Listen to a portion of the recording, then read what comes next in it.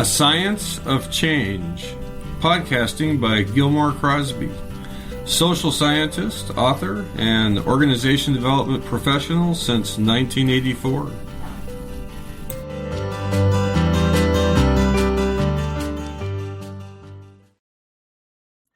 Greetings, listeners. Gil Crosby, pleased to be with you again. And this time I have a special guest. I've had a number of people contacting me recently to be guests, and Lee is the first person to make that into reality. So Lee Povey, who has some mutual interests and no doubt some wisdom that I have yet to learn about and gain from. So Lee, it's a pleasure to have you. Thank you, Gilmore. Thanks for inviting me. It really is a pleasure. And so, like we just said, the goal here is just to have a talk like we're sitting together in a cafe and have some fun. And so you can go wherever you want to go, Lee. Well, I'm the guest, so I'm going to let you be in charge of where we go, and let's see what happens. Okay. Well, if you want this new audience to know you, what would you want them to know? Big question to start with. That I have a fascination with how the world works. And as a young man, that started out as trying to understand how things worked. And then it progressed to understanding how the human body worked. And then now in my latest iteration, it's how our minds work, how society works, how we relate to each other. Okay, cool. Well, definitely shared interest. So, by the way, you have an accent. I've never asked you. Where's the accent from? Have a guess. Let's play that game. Okay, I'm going to guess Australia. Oh, we can't be friends now, Gilmore. That's where we send all our criminals. Yeah, that's the problem with that guess. That's where we send all our criminals. Australia, South Africa, Great Britain. I'm from England. I'm from a town called Brighton, which is on the south coast in England, directly under London. A very vibrant town, well known for its large gay community, and a great place to grow up as a kid, right on the seafront. So had the sea to swim in, and just really multicultural, interesting place to grow up. So I'm really pleased that I had that experience as a kid. Cool. That's interesting because my father brought me up. He created a school in Spokane, Washington, a very conservative area where gay kids could come and be part of the school and escape the prejudice that was pretty strong throughout that region. So it's interesting that you would mention that right away. I'm for doing whatever I can for any group that's being picked on, you could say. Yeah. So cool. Well, so you speak actual English. I speak the King's English now. It was the Queen's, now it's the King's. Okay. Well, then feel free to correct me at any time. We also need to mention that I'm quite severely dyslexic, so that kind of handicaps that. Okay, no worries. I'm not sure how that shows up in actual behavior. Yeah, it's something that's fairly new for me, having a clear definition on or a clear diagnosis. So I've known that there were some things that I found a little bit more challenging than other people, and my brain worked in a little bit of a different way. And friends and colleagues throughout the years have joked about me being dyslexic. Mm-hmm. And for some reason, I'd never wanted to get tested until fairly recently, and I got tested, and I'm actually quite severely dyslexic. And is it a little bit like ADHD, like attention deficit? No, very different thing. Okay, because I'm a little bit like that. Yeah, no, it's a completely different thing. How best to describe it?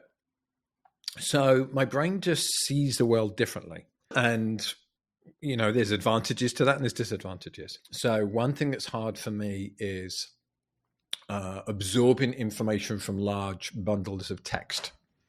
So in my previous career as a cycling coach, one of the things I had to do was read studies, Mm-hmm. athletic studies, biology studies, and I found it almost impossible to do. I would read it and the information would just not be absorbed. There'd be words in there that I didn't know. I'd look the word up. By the time I went back to read it, I'd forgotten what the word meant. Uh-huh. And kind of remembering names, remembering words that I didn't know, especially longer or more complicated words, my brain doesn't like it.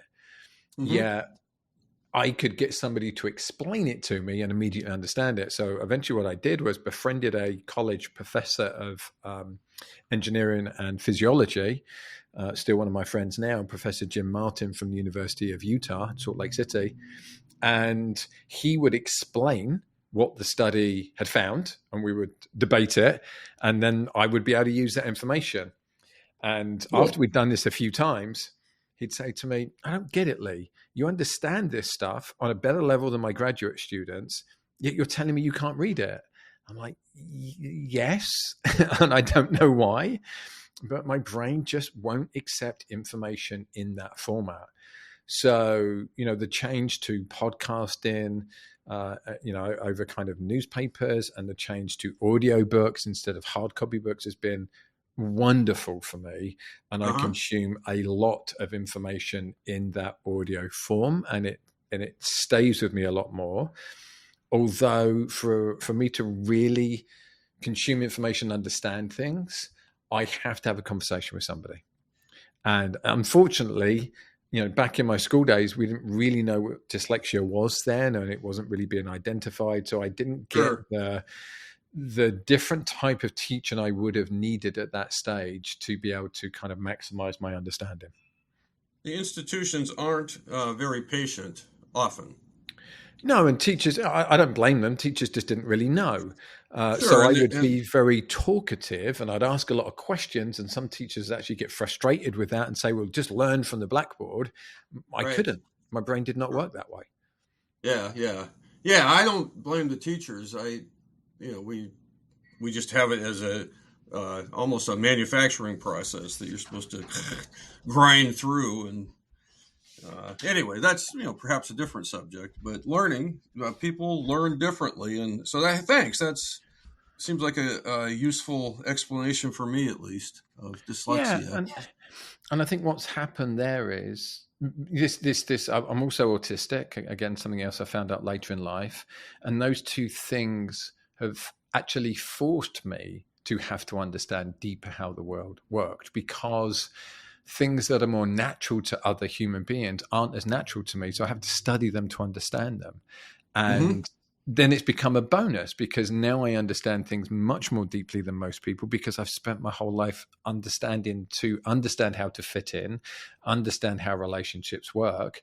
And then I've turned that necessity into a positive and into a lifelong goal. Cool. And so that's led you into a fascination with emotional intelligence and personal growth, Yeah. which you've been doing for yourself, which makes sense. That's usually how most of us get drawn to such a thing.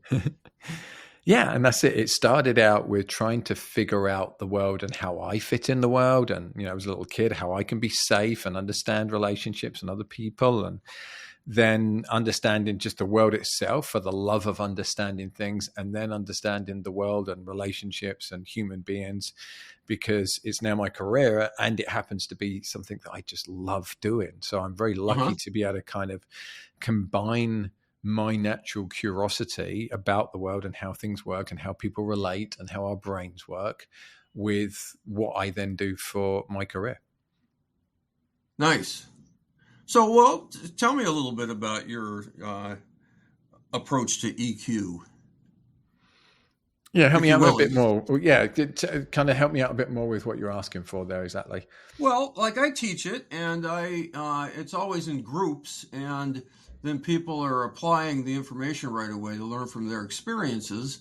But the sort of probably the bottom line is, it's helpful to notice what you're feeling, to use your cognitive brain to actually notice your emotions, and it can be a calming thing to be able to put it into words. Like I feel happy, I feel irritated, but it's So noticing what's happening in my body, and emotion, I think of as a physiological experience, and then how it's affecting my thinking and my behavior, and calming myself without denying that I'm feeling feelings, Yeah.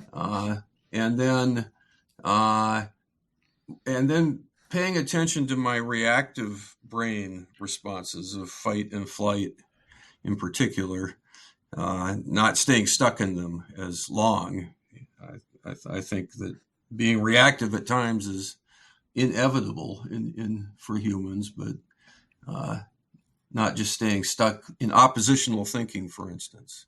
Yeah. I think, yeah. So anyway, there's a brief version of the theories that I'm often delivering, and then we have people talk to each other and notice what they're feeling while they're talking and talk about what they're feeling.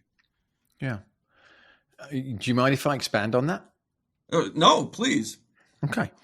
So how I like to think of it is similar to what you've described, and I'm going to go into a little bit more detail.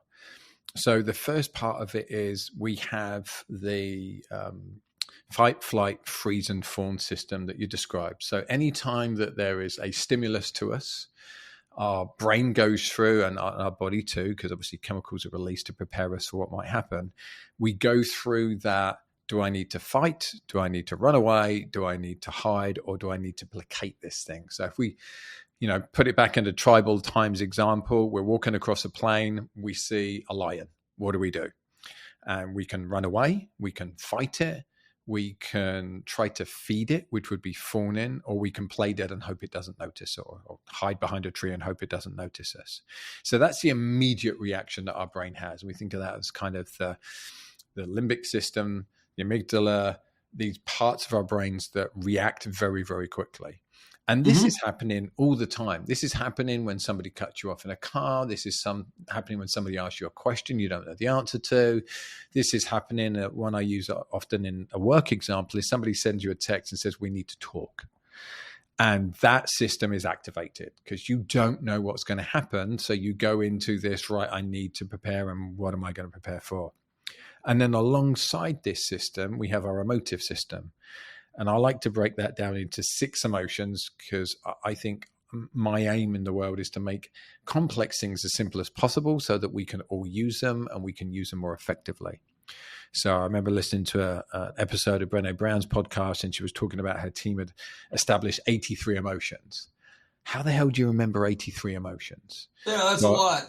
It's just overwhelming. So I want to break it down into 6 emotions, and then they're like the core emotions, and you can be feeling those on different scales.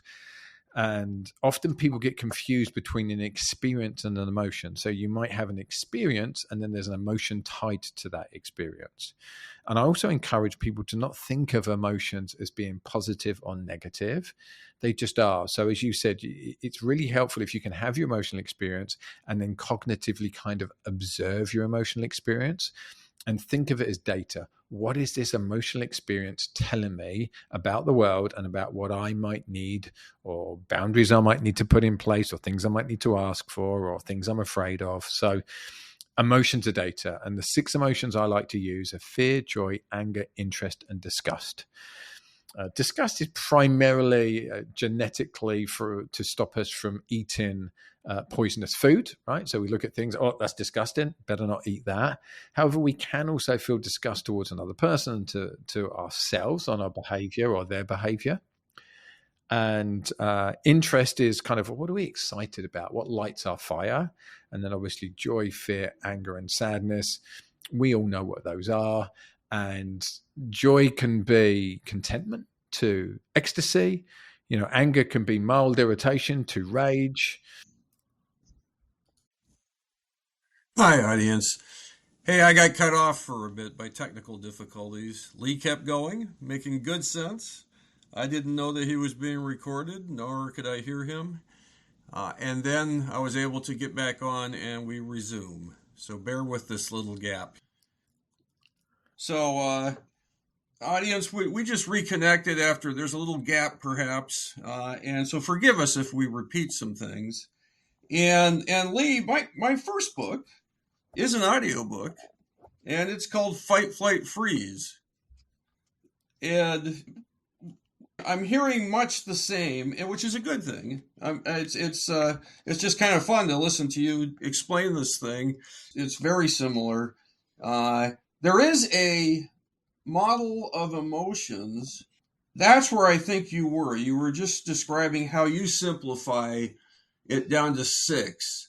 And my brother and I teach together, and we learn from our father, who learned from his physician, Dr. Ron Singler. And a model that Singler came up with is red, yellow, blue, which just organizes. By the way, no emotions is good or bad. They simply are. They're data for their data. Oh, and I wanted to say that you said this right before you got cut off. Uh, it could be that you're scared. There's data. I think it's also data about how we perceive the interactions we're in, the environment, and so we may feel threatened by another person, and they may have no intention of being threatening or not be a threat in any real way. It may be because we have fear of authority figures from our childhood and so on. So our perception of relationships and what people intend and so on triggers our fight, flight, freeze responses also. But anyway, red, yellow, blue, that cuts it into three. And it's pretty easy for people to remember. Maybe I'll say more about that later, but that's my little lead into part two with Lee Povey. Yeah, so we were talking about emotions. I like to think of them as six emotions. So fear, joy, anger, sadness, interest, and disgust.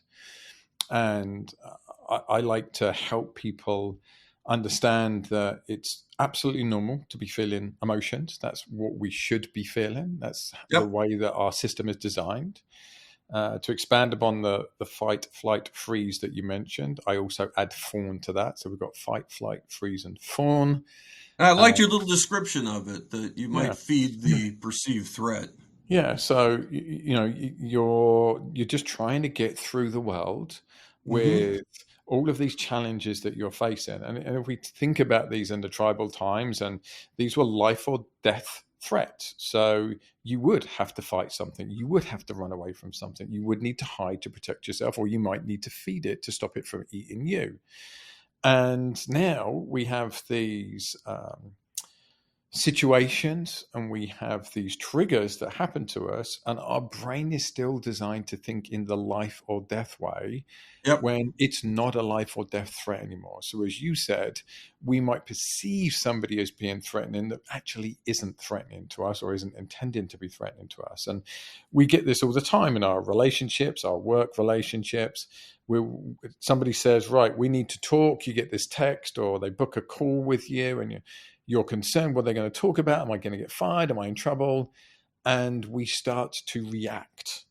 And it's to be expected. This is the way our brain works. So instead of us looking at it and being annoyed with it and frustrated, we should go, okay, I can see myself reacting. I'm feeling fear. I want to run away.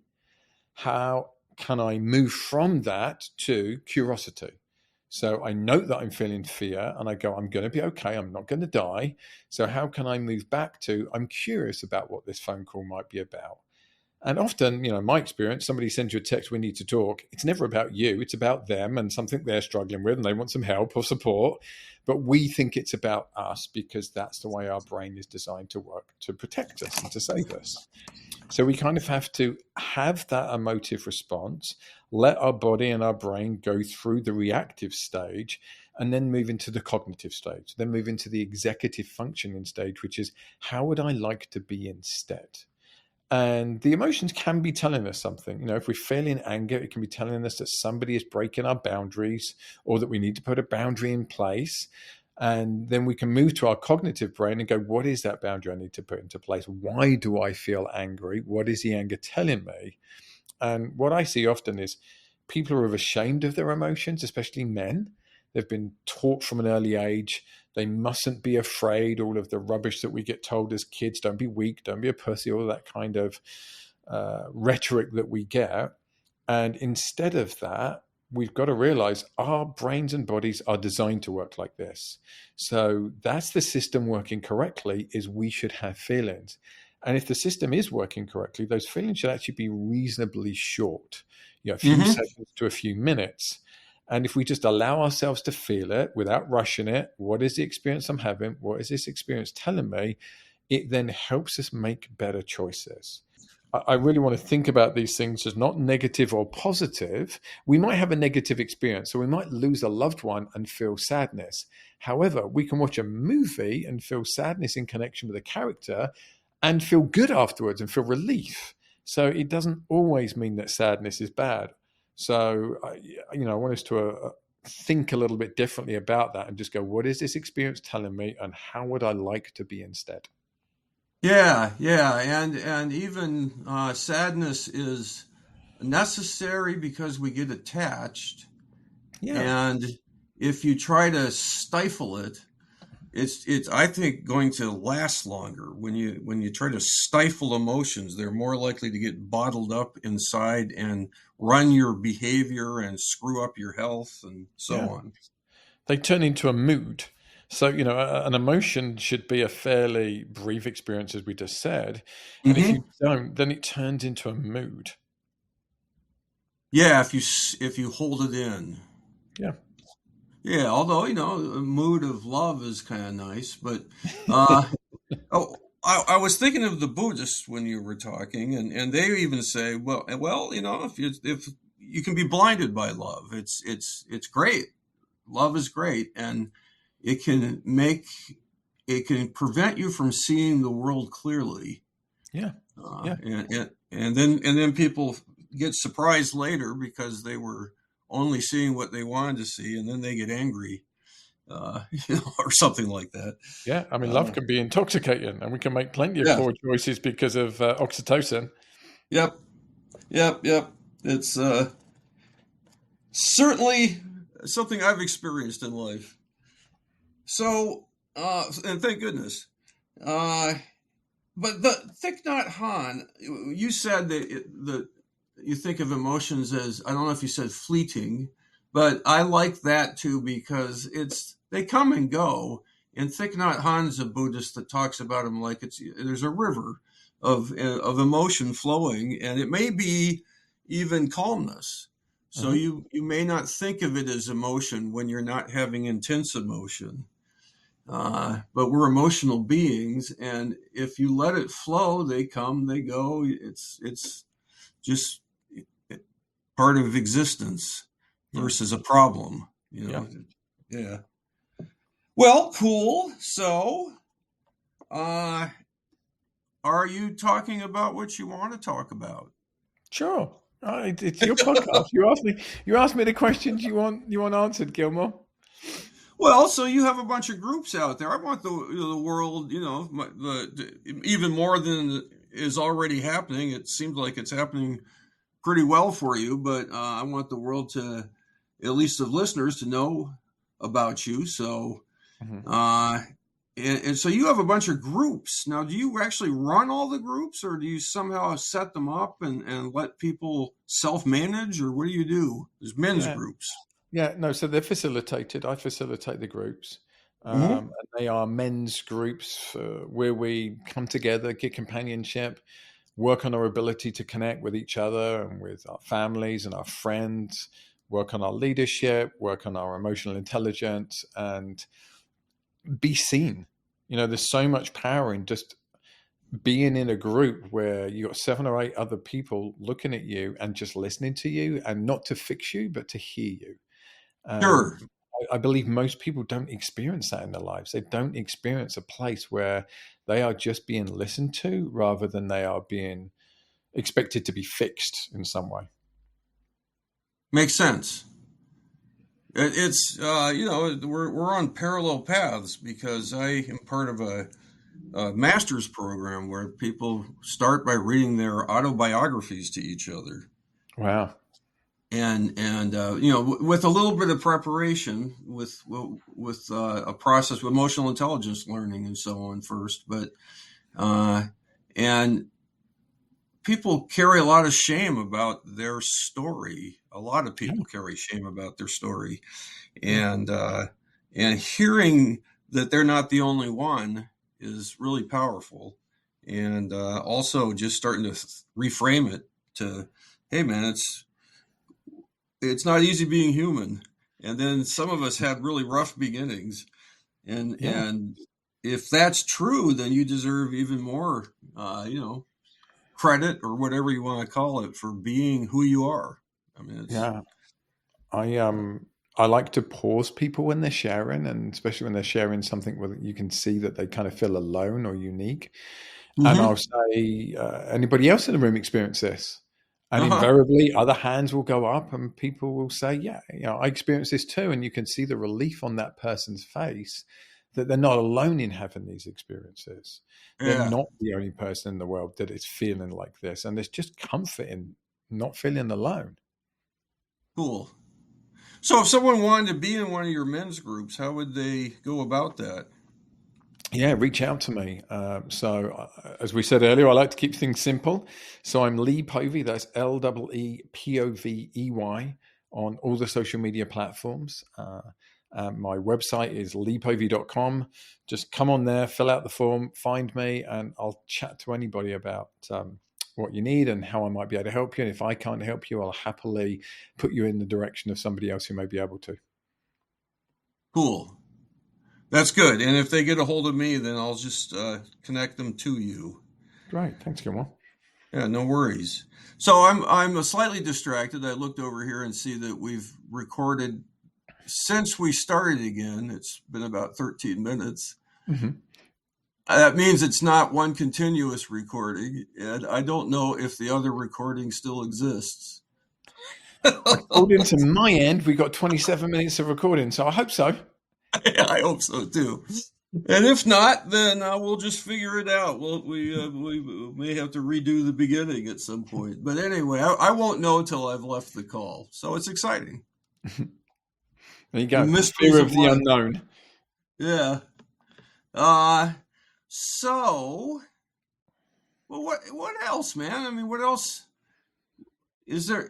Anything else you'd like to talk about? I went through my little list of subjects. I'm just fascinated by the human experience, Gilmore, and I hope for people to have more joy in their life. And often when I experience people, when I come to my groups, when I work with them in an executive coaching function, so the majority of my work is high performance leadership coaching. And what does that mean? That means I go into an organization and I work with multiple people in the same organization on themselves and then how they show up with others in the organization. So it's a mixture Okay. of, what do you need to be the best version of yourself? And then what do you need in communication with others? And because I coach multiple people, I can help them understand each other so that they can be more effective with each other.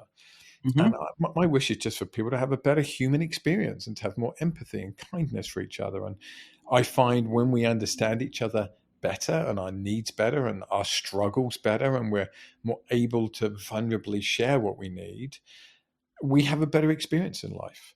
Yeah, And probably more productive too. yeah, And and probably get things done easier with each other. yeah, and generally, most people have quite a high level of empathy once they understand themselves and once they understand others. And that empathy is what connects us. Humans are designed to be in connection. Again, go back to Yep. tribal times. If you got ostracized by the community, it was a death sentence. You had to Yeah. be in community to survive. And while the world isn't set up in the same way now, and you can be quite isolated, we don't do well with that emotionally. And there's been studies that have come out recently that have linked loneliness to being similar to smoking, or the effects of loneliness to be similar to smoking. And plenty of studies show that people that aren't married or aren't in long-term relationships have worse health outcomes than people that are in long-term relationships or that do have strong communities. True. So I like helping people find community. I like helping people understand themselves. I'm, as I said, my high performance background was an elite athlete, coached elite sports people. I'm always fascinated by kind of the pinnacle of human achievement. That fits very well with the founders that I work with, who are very interested in kind of optimizing what they're doing. And often they're very good at the more physical and kind of routine side of that, but they're not so good at the how do I optimize how I work with other people and how I understand myself. And that's the part that I particularly enjoy and love. Cool. When you're in organizations, I will be in a manufacturing organization next week doing T group work where people are learning about their emotions and how to uh, really connect with each other, especially about work issues. But it goes beyond that, of course. But now, most places we walk into, uh, the habit instead is more of defensiveness and blame, and uh, just generally people are carrying a lot of stress that isn't, which they think is just because they're trying to get things done, but a lot of it's just about how they're dealing with each other and how that's preventing things from getting done.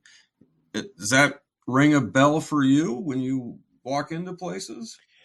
Yeah, we come from this older model of leadership, which is the leader must know everything.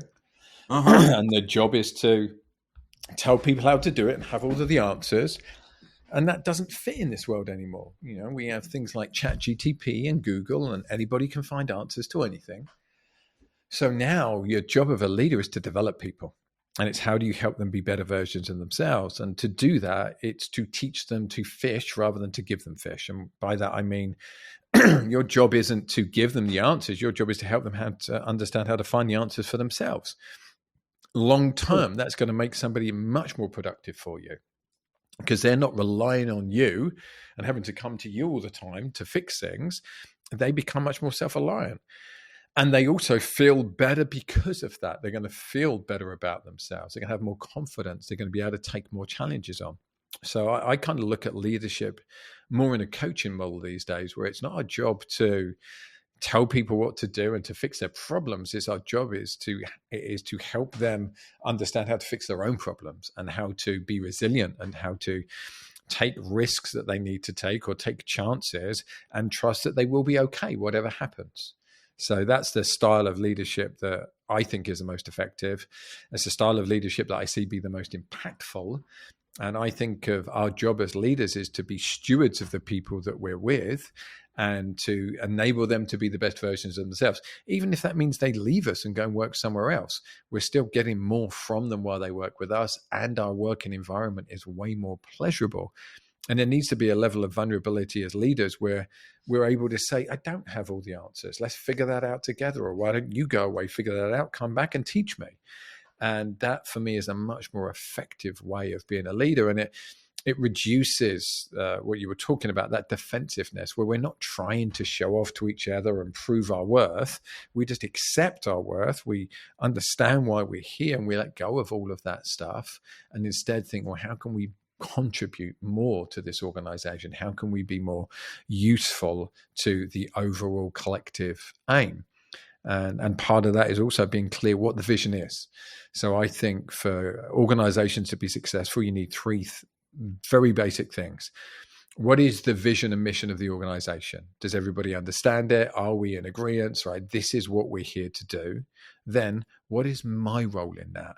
Do I get regular feedback on how I'm doing against that role? Do I get to know how I'm performing? Or do I get feedback on that? Do I have a growth path so I understand? And do I understand how I fit in things, like how my role impacts the overall team and the overall mission? And if I do, then I get to be able to feel pride and understand what I'm here to do. And then lastly, do I get compensated fairly? And that doesn't mean I need to be getting paid outrageous amounts of money. It just means, am I being paid fairly for the work I do and the quality of work I do? And I find if organizations hit those three things well, they're going to be highly successful. Well, again, I think we're amazingly well aligned, uh, and so uh, the part about uh, teaching them to fish also has a very practical result in that, at least according to the social science of Kurt Lewin, that is the foundation of what I do. and which certainly holds true in all my experience. If people come up with their own solutions, then they're much more likely to implement them with enthusiasm and effectiveness. And so the organization is just going to continuously move into higher and higher performance if the people again are engaged in given the freedom to think for themselves, and that would come from teaching them to fish instead of just handing them solutions, which is the habit that most people have once they get into positions of leadership, is to think they have to do all the thinking. So I'm preaching to the choir here, but anyway, so that kind of stuff was just resonating in my head while you were talking. I Yeah. like it. I like what you're. Sounds like you're being a helpful guy there, Lee. Yeah, when we can let go of our ego and understand what we're really here to do, and it's just to help other human beings be more effective, and that helps us be more effective. And we all get Yep. what we want, and we get it in a more pleasurable and enjoyable way.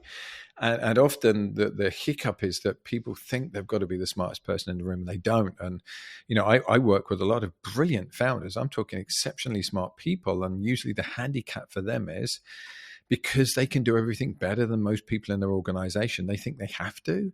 And Yeah. then that stops the organization from scaling because it's always limited by how much they can be involved in. Whereas when they Yep. can let go and trust other people to do it, and even if they might not do it in the same way as you, as long as they're effective, let them go, teach them how to do it better, and then let them go and let them progress and empower them to take it on themselves. That's how organizations are able to scale. Makes sense. Makes sense. And so again, the organization I'm in next week, we work with people on their skills, emotional intelligence, and so on. And then we work with every group in the plant, the supervisor and their direct reports. And there they are figuring out, having conversations about what's in the way of getting the work done and coming up with their own solutions. And hourly workers are implementing solutions. And so it's certainly in the same mindset that you're talking about. Yeah, yeah. And it's fun stuff working with intact groups. And I don't know that that's part of your current strategy, but there's nothing like getting down to blue collar workers and their groups. In my experience, at least, there's just so much wisdom there, so much frustration, and so much potential that I wouldn't live without it. Yeah, I do a lot of group work with the companies that I work with, and there's a big benefit to that. And typically we Uh-huh. do it by level. So we might do Right. a group for the directors, we might do a group for the executives, and it's a great place to kind of air any issues and get them resolved in a kind of mediated and loving way. And often what we find is kind of at the end of these groups, people just feel more aligned with each other, more empathy for each other, and production goes up. People are just more effective in that situation. Sure. And Sure. there's a real power about bringing people together, as we said in the men's group, where they can kind of get to be heard.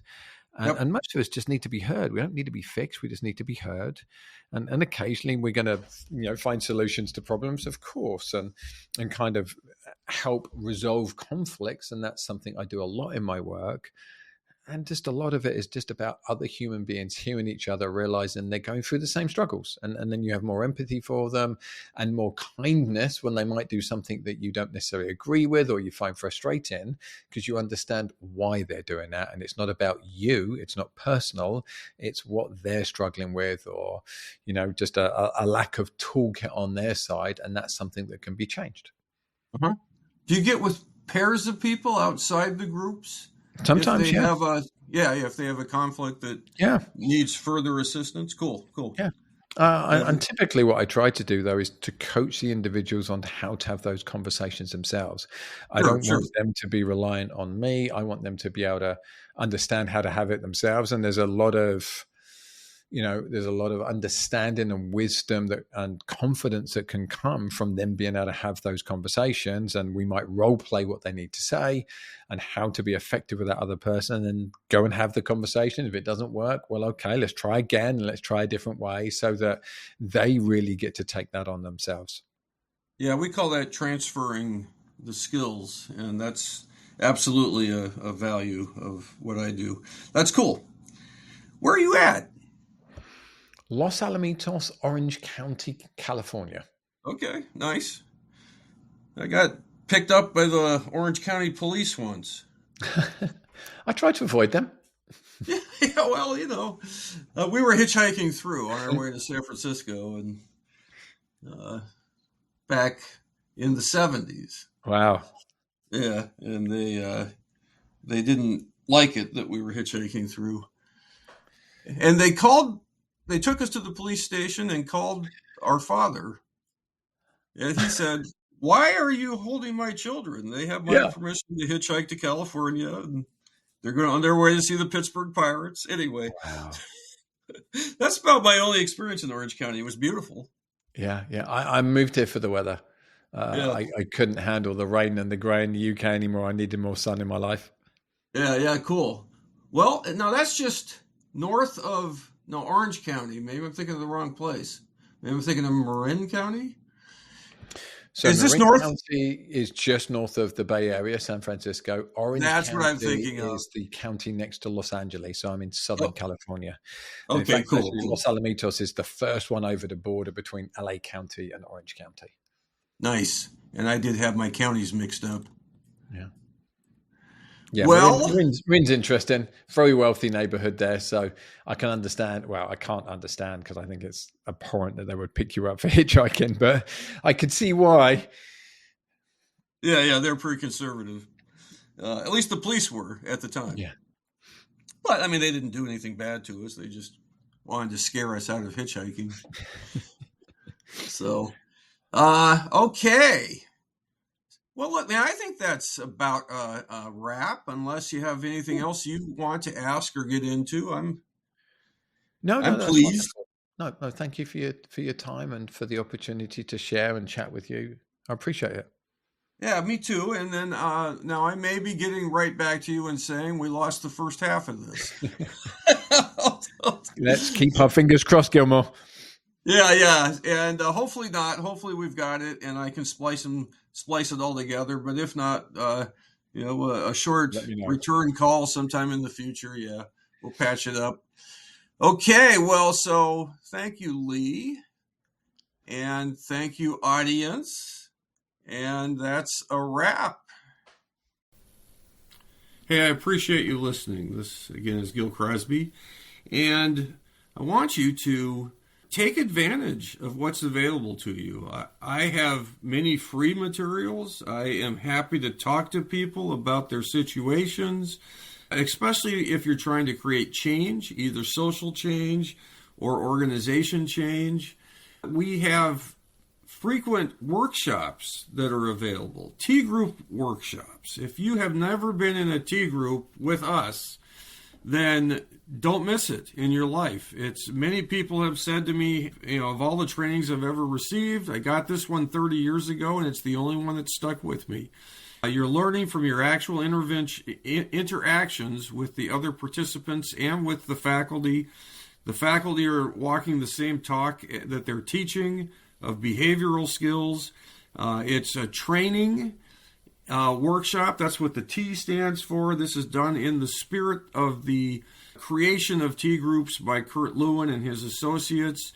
It's for groups. It's for teams. That's how it was originally designed. It is a opportunity to learn about theory and put it directly into practice. Again, the original design, you learn things and then you put them into practice. It was not just all ambiguity, which is how some T groups, most are led today, where the faculty hardly says anything. That's not how this is designed. So join us for that. There's always workshops. There's the Leadership Institute of Seattle, a 2-year program where you will learn from T groups and learn how to do all the organization development work that my father designed, most of it, and I continue that practice alongside my brother Chris and many other associates. So don't be a stranger. There's a lot going on. It's always changing. So be in touch, and it's on the website, crosbyod.com. I look forward to working with you in your organization or as you pursue things like reducing gun violence and decreasing racism in our society. Whatever your goals are, the social science of Kurt Lewin guides how to achieve those goals in a reliable way. And so that's what I apply and practice every day. And I invite you to do the same. Together, we can create high productivity and morale in organizations. We can create stronger foundations for democracy. We can create a better world here.